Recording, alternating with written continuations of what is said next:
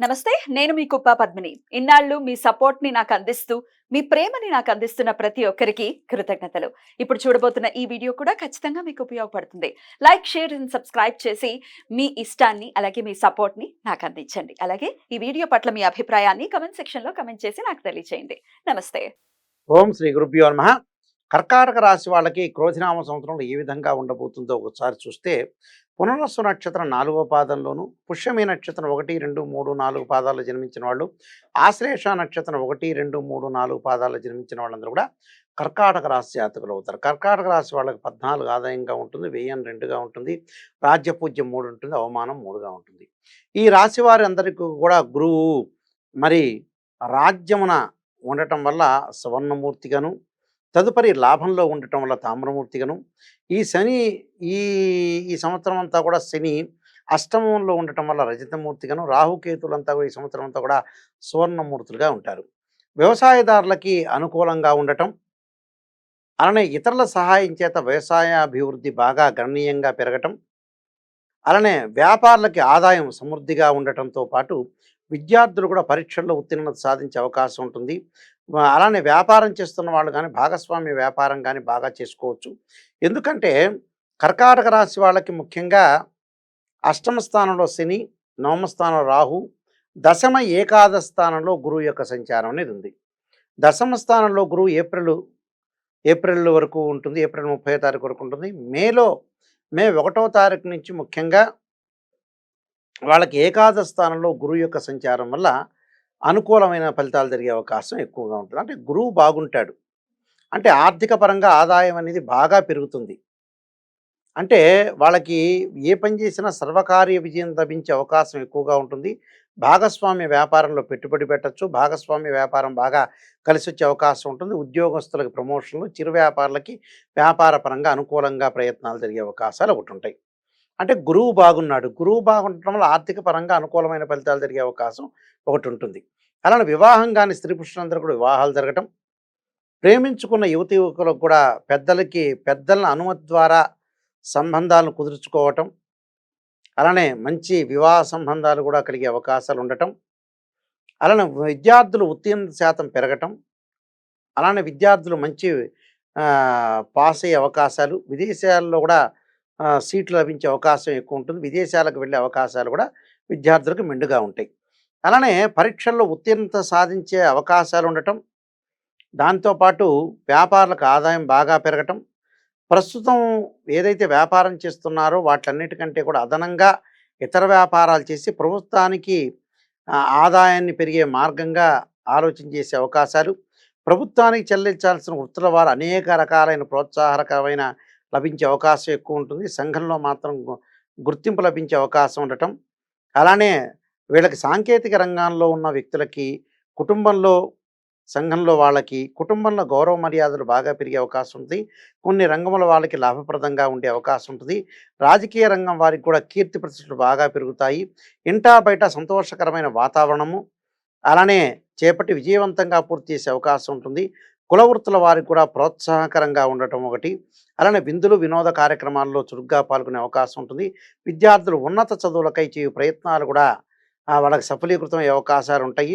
అలానే వ్యాపార పరంగా అనుకూలంగా ఉంటుంది. స్థానభ్రంశం చెందే అవకాశం ఉంటుంది. కర్కాటక రాశి వాళ్ళకి 3వ స్థానంలో కేతు వల్ల కూడా కోర్టు సమస్యలు పరిష్కారం చేయటం, అన్నదమ్ముల మధ్యలో సఖ్యతగా ఉండటం, స్థానభ్రంశము, బంధుమూలకంగా కొంత అనారోగ్యం చేయటం అవకాశం ఉంటుంది. ఆకస్మికంగా ప్రయాణాలు జరిగే అవకాశం ఉంటుంది.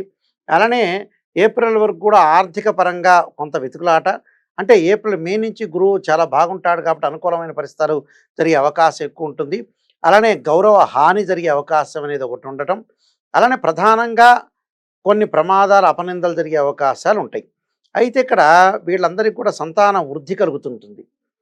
గౌరవము, యత్నకార్య సిద్ధి, ఉత్సాహంగా ఉండటము, కీర్తి వృద్ధి, బలము, తేజస్సు, ఈ సంవత్సరం అంతా కూడా కొంత అనుకూలమైన ఫలితాలు, కొంత లాభము, జయము, ప్రోత్సాహం కలిగే అవకాశం బాగా ఎక్కువ ఉంటుంది. భూగృహ వివాదాలని సానుకూలంగా ఈ సంవత్సరం అంతా కూడా పూర్తి చేస్తారు. మొత్తం మీద శుభ ఫలితాలు ఎక్కువగా జరిగే అవకాశం ఉంటుంది. కొంత ఆరోగ్య విషయంలో కొద్దిగా జాగ్రత్తగా ఉంటే సరిపోతుంది. అయితే ఈ రాశి కర్కాటక రాశి వాళ్ళకు ముఖ్యంగా మంచి అనుకూలమైన ఫలితాలు సాధించడానికి అవకాశాలు మెండుగా ఉంటాయి. దానికి ఏకాదశ స్థానంలో గురువు యొక్క సంచారం, అలానే తృతీయ స్థానంలో కేతు యొక్క సంచారం వల్ల అనుకున్న పనులన్నీ కూడా సాధించే అవకాశం ఉంటుంది. సాధించడమే కాదు, ఆర్థిక పరంగా స్థితిగతులు కూడా మారే అవకాశాలు ఎక్కువగా ఉంటాయి. అంటే ప్రతి పనిలో కూడా కొంత విజయం సాధించే అవకాశం అనేది ఎక్కువగా ఉంటుంది. దాన్ని మనం దృష్టిలో పెట్టుకొని ముందుకు వెళ్ళాలి. అంటే ఈ రాశి వాళ్ళకి రవి, బుధ, శుక్ర గ్రహాల వల్ల కూడా అనుకూలం ఉంటుంది. అవి నెల రోజులకు ఒకసారి ఒక రాశి నుంచి మరో రాశికి మారుతుంటాయి. కొంచెం 45 రోజుల కాలం అనేది ఒకటి ఉంటుంది. కాబట్టి ఈ రాశి వాళ్ళందరికీ కూడా వృత్తి, ఉద్యోగ, వ్యాపార రంగాల్లో అనుకూలమైన ఫలితాలు దొరుకుతాయి. ఆర్థిక పరంగా అనుకూలంగా ఉంటుంది. ప్రయాణాల వల్ల లాభం. బంధువులతోటి కొంత జాగ్రత్తగా వ్యవహరించి ముందుకు వెళ్ళాలి. స్నేహితులతోటి కూడా కొంతగా జాగ్రత్తగా వ్యవహరించి ముందుకు వెళ్ళాలి. అలానే సాంకేతిక రంగం వాళ్ళకు కూడా అనుకూలమైన ప్రయత్నాలు సఫలీకృతం అయ్యే అవకాశాలు ఉంటాయి. అలానే గౌరవ మర్యాదలు కూడా పెరిగే అవకాశం ఎక్కువ ఉంటుంది. అలానే కోర్టు సమస్యలు కూడా పరిష్కారం పడటం ఒకటి, విద్యార్థులకు మంచి విశ్వవిద్యాలయంలో సీట్ వచ్చే అవకాశం ఒకటి ఉండటం ఒకటి. అయితే ఏమిటంటే కర్కాటక రాశి వాళ్ళు కొంత ఆరోగ్యపరంగా కొంత జాగ్రత్తగా ఉండి ముందుకు వెళ్తే వాళ్ళకి మంచి ఫలితాలు జరిగే అవకాశాలు ఎక్కువగా ఉంటాయి. ఈ విషయాలు కొద్దిగా గమనించి ముందుకు వెళ్ళాలి. ఎందుకంటే తృతీయ స్థానంలో కేతు యొక్క సంచారం వల్ల అనుకూలమైన ఫలితాలు, అలానే అష్టమ స్థానంలో శని యొక్క సంచారం వల్ల కొంత ఆరోగ్యపరంగా, అంటే ఈ అక్టోబర్, నవంబర్ మాసాల్లో వక్రత్యాగాలు, వక్రారంభాలు ఉంటాయి కాబట్టి ఆరోగ్యపరంగా అక్టోబర్, నవంబర్ మాసాల్లో కొంత జాగ్రత్త వివరించాలి.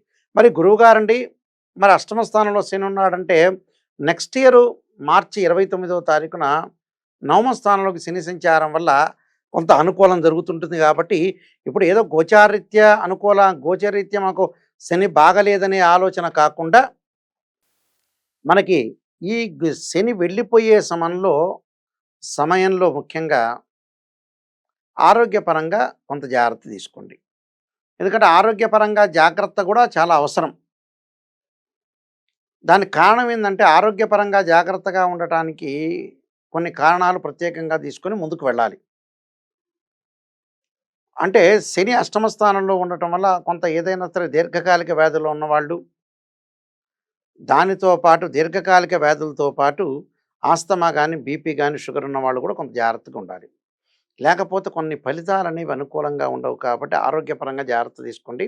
నెక్స్ట్ ఇయర్ మీకు ఎటు కూడా శని వెళ్ళిపోతున్నాడు. శని వెళ్ళిపోతుంటే కూడా చాలా మంచి ఫలితాలు జరిగే అవకాశం ఉంటుంది. కాబట్టి కొద్దిగా ఈ సంవత్సరం కొంత ఆరోగ్యపరంగా ప్రయారిటీ చేయండి. ఆర్థిక పరంగా, ఆదాయపరంగా, వృత్తి వ్యాపార రంగం వాళ్ళకి అనుకూలమైన ఫలితాలు జరిగే అవకాశం ఉంటుంది. కాబట్టి విద్యార్థులకు కూడా మంచి ఫలితాలు జరిగే అవకాశాలు ఉంటాయి. కాబట్టి ఎలాంటి ఆందోళన చెందకుండా మొత్తం మీద ఈ సంవత్సరం అంతా కూడా సుఫలితాలు జరిగే అవకాశాలు ఎక్కువగా ఉంటాయి. మిగతా గ్రహాలన్నీ మనం అంచనా వేసినా కూడా కొంత బంధువుల విషయంలో కొద్దిగా జాగ్రత్తగా ఉండాలి. వీళ్ళ ఆరోగ్యాన్ని వీళ్ళు కాపాడుకుంటూ ముందుకు వెళ్తే మంచి ఫలితాలు జరిగే అవకాశం, శ్రమకు తగ్గిన ఫలితం ఉండటం ఒకటి, అలానే గుర్తింపుతో పాటు సంతాన వృద్ధి, నూతనంగా మనం ఏదైనా సరే కృషి చేసామంటే ఆ కృషికి లాభం ఉండటం ఒకటి, గౌరవ మర్యాదలు, యత్న కార్యసిద్ధి కూడా కలిగే అవకాశం ఉంటుంది. కీర్తి వృద్ధి, బలము, తేజస్సు, ఇలాంటి విరోధి నాశనం అయ్యే అవకాశాలు కూడా ఎక్కువగా ఉంటాయి. కాబట్టి ఈ సంవత్సరం అంతా కూడా అనుకూలమైన ఫలితాలు జరిగే అవకాశం ఉంటుంది. కాబట్టి తప్పకుండా ఈ విషయాన్ని మీరు గుర్తించి ముందుకు వెళ్తే మంచి జరిగే అవకాశం ఉంటుంది. కొన్ని ప్రత్యేకంగా పరిహారాలు చేసుకొని ముందుకు వెళ్ళాలి.